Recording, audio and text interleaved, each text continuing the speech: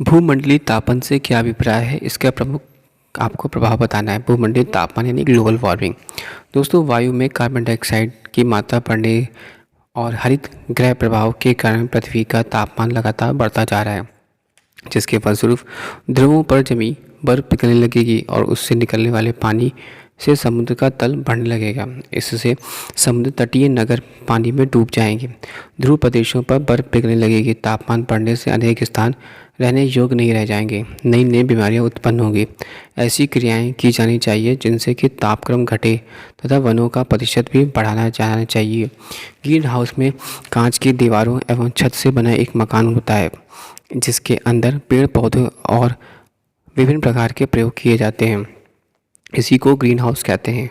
इस green house में के अंदर तापमान काफ़ी समय तक स्थिर रखा जा सकता है। पौधों के वातावरण का ताप ठंडी हवाओं से कम नहीं हो पाता है। सूर्य के अंदर आने वाली संपूर्ण विकिरण अंदर तक नहीं पहुंच पाती और ना ही अंदर से विकिरण बाहर जाने पाती है।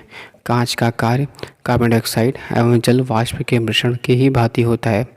कार्बन डाइऑक्साइड के ग्रीन हाउस के भांति व्यवहार करने को ही ग्रीन हाउस प्रभाव कहते हैं।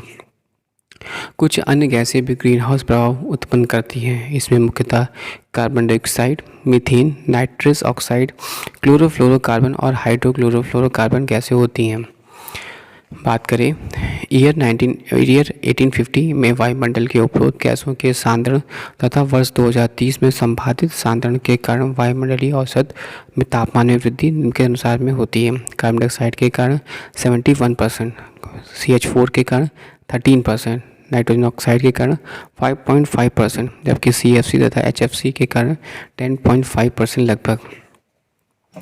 भूमंडलीय तापमान के प्रभाव यानी इफेक्ट ऑफ ग्लोबल वार्मिंग। भूमंडलीय औसत ताप के बढ़ने का अर्थात ग्लोबल वार्मिंग का प्रभाव निम्नलिखित है। पहला, ध्रुवीय बर्फ का पिघलना।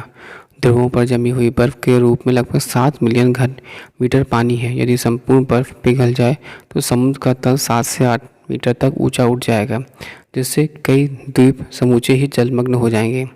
दूसरा, तापमान में वृद्धि। कार्बन डाइऑक्साइड की सांद्रता इस समय 340 ppm है और सन 2030 में लगभग 640 ppm तक पहुंच जाने की संभावना है। यदि ऐसा हुआ तो भूमंडल का औसत तापमान 1.5 से 4.5 डिग्री सेल्सियस तक बढ़ जाएगा। समुद्र तल का बढ़ना। भूमंडल के औसत तापमान में 1.5 से 5.5% की वृद्धि से समुद्र का तल 25 सेंटीमीटर से 165 सेंटीमीटर तक बढ़ जाने की संभावना है। पहला, समुद्री जल का ऊष्मीय प्रसार एवं दूसरा, ध्रुवीय बर्फ का पिघलना। अगर उपरोक्त कारणों में हम बात करें तो समुद्र तल बढ़ जाए तो खाड़ी के किनारे जैसे बांग्लादेश, अमेरिका का बोस्टन शहर, कोलकाता शहर आदि निचले शहरों पूर्ण रूप से डूब जाने का खतरा उत्पन्न हो जाएगा। प्रजातियों पर प्रभाव यानी इफेक्ट ऑफ स्पीसीज। प्रत्येक पादप एवं जंतु एक विशेष तापक्रम सीमा में जीवित रहते हैं।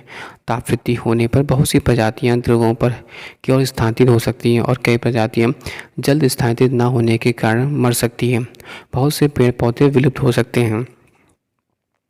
मौसम परिवर्तन। भूमंडल के औसत तापमान में 3 डिग्री सेल्सियस की वृद्धि से उच्च अक्षांश पर औसतन ताप 10 डिग्री सेल्सियस तक बढ़ जाएगा।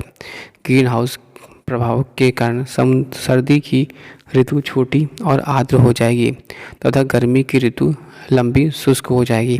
ताप वृद्धि से वाष्पीकरण अधिक होगा और 7 डिग्री सेल्सियस से 11 डिग्री सेल्सियस 7% से 11% तक वर्षा अधिक होने लगेगी। अन्न उत्पादन यानी फूड प्रोडक्शन। भूमंडलीय ताप वृद्धि में बीमारियों के से अधिक बढ़ जाने से घास के अधिक उगने व पौधे की श्वसन क्रिया के तेज हो जाने के कारण फसल की पैदावार घटा देती है। एक अनुमान के अनुसार दक्षिण पूर्व एशिया में चावल की उत्पादन प्रति 1 डिग्री सेल्सियस ताप वृद्धि से में 5% कम हो जाएगी। यद्यपि वायुमंडल में कार्बन डाइऑक्साइड के सांद्रण में वृद्धि फसल की उपज बढ़ाने में सहायक होती है, परंतु विश्व का कुल अनाज उत्पादन भूमंडलीय ताप बढ़ने पर घट जाएगा। Thanks for watching sharing.